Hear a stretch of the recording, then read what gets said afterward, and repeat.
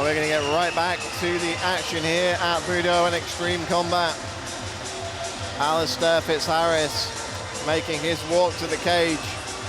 4-1 as an amateur. And of course he's taking on the more experienced Chamberlain.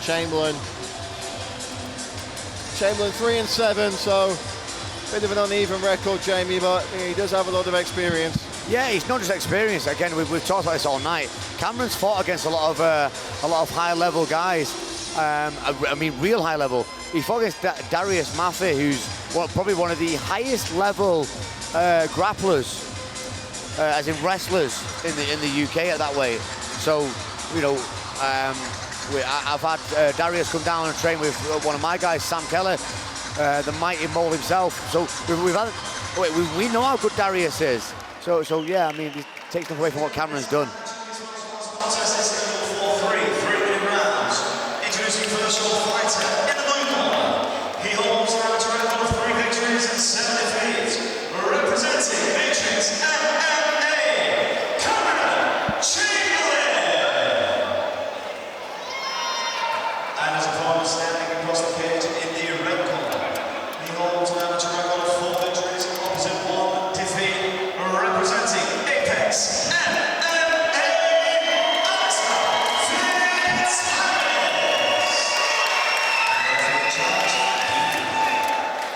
Referee Dean, we're about to get this one underway. So the Marvel himself in the corner. Jimmy Hayes from Apex MMA. Joe Naz as well in there. Man, Joe Naz, absolute killer.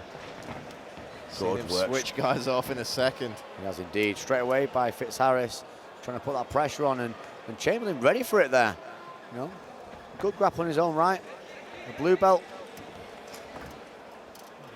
pushing the pressure back and trying to reverse wrestle it on the inside there, but he's worked that underhook and that. It's just like the seat belt from the front. He can sort of leg drag now, Brad, if he wanted to, but it's whether Fitzharris is going to allow that because he's got a good base against the cage here.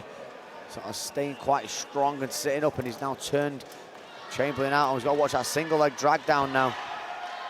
I wouldn't have personally gone back to my knees there, but because that'll give now Chamberlain a bit of a reaction chain where he can start to work his hips back up against the cage, as he is doing now. Yeah, he's doing a good job there of using the cage to stand back up.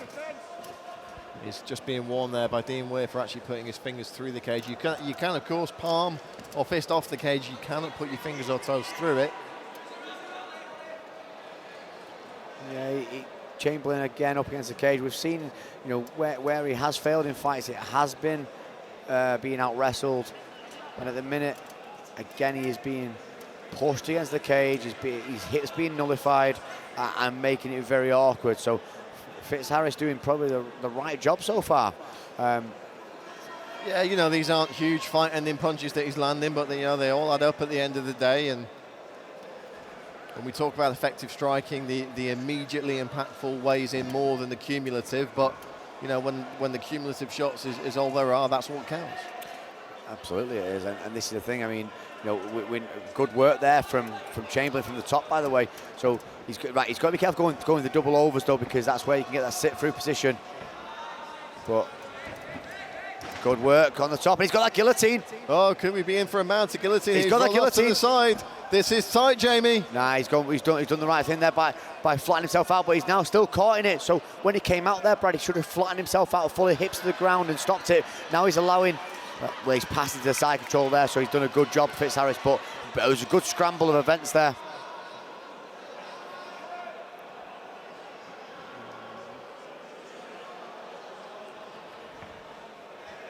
So now, Fitzharris on top, putting the pressure down.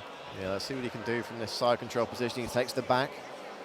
Yeah, Chamberlain not easiest to finish, as we've seen in most of his fights. And he's got less than 10 seconds to survive here now, so you would have believed he's going to be fairly comfortable. Trying to shake his man off, but the round ends and we'll go into round 2. Yeah, again, you know, a good start for Fitzharris. Chamberlain there with a slower start, again, he just needs to sort of maybe pick that game plan up and start to attack himself. I think we need to give a shout out to Cameron Chamberlain's corner team there for the matching attire. Yeah, I mean, we do like flamboyant wear, don't we, Brad? Yeah, we do. I am also a fan of the flamboyant wear. So yeah, good work, boys. Don't you be criticising anyone's fashion choices, great. Jamie. Hey, no, I do like it. Great work, boys. Great work. Not sure where you get that pants from, but let me know. I'll have some real grappling ones made up next week. Yeah, let me know too, so I can avoid that shop. You'd buy some, should Yeah, I? I probably would, yeah. I'd force you to buy some. On to our next round. So again, let's see what Chamberlain can do different in this round, because I think he was a bit passive at the start of that. Yeah, and let's see a bit more aggressiveness. I completely agree, Jamie. And you know, the body language in the corner, Alistair Fitzharris was gunning to come out on this one. Nice side kick to the body there to keep the distance. Powers his man straight back into the cage, but he's going to be careful here. Yeah, but again, he needs to work them hips down. He's allowing the wrestling to take place here. And I think Chamberlain had a good option there to drive that left hip into the shoulder and really stop Fitzharris pressuring forward. Now he's in the same position the other way around, and watch how Fitzharris drops the hip. It's a good sit through, but again, when so a sit through from the over-under there is always a bit more difficult. He's done a good job of it though, Chamberlain here. With that neck again. Yeah, Fitzharris is going to have to be careful here, because that's locked up. That's a big squeeze. Referee Dean Weir taking a close look here. Oh, he's out though. Locked it well there. Reverse triangle. Yeah, we've seen a couple of rare submission attempts here tonight, Jamie. Yeah, I mean, like I said, the boogie choke before we've seen earlier on. But this is good work from Chamberlain. This is much better. This is what I want to see from him, because, like I say, he's trying to put that pressure on. He's got that rear naked choke. That's sunk in. He's gone to the short choke.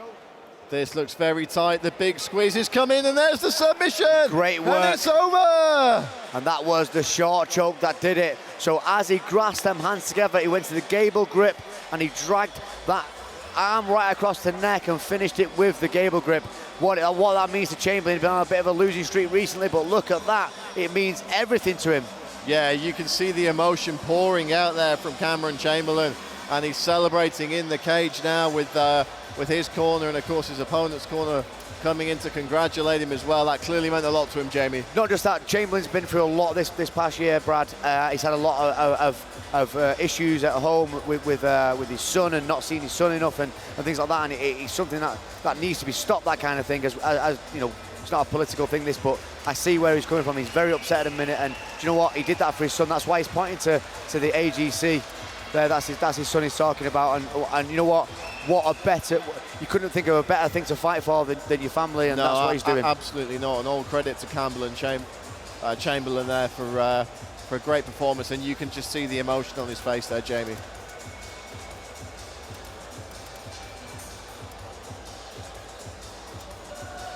Yeah, that means a lot to him, and like I say, Brad, I followed Cameron's story, and I'm very proud of what he's done here today.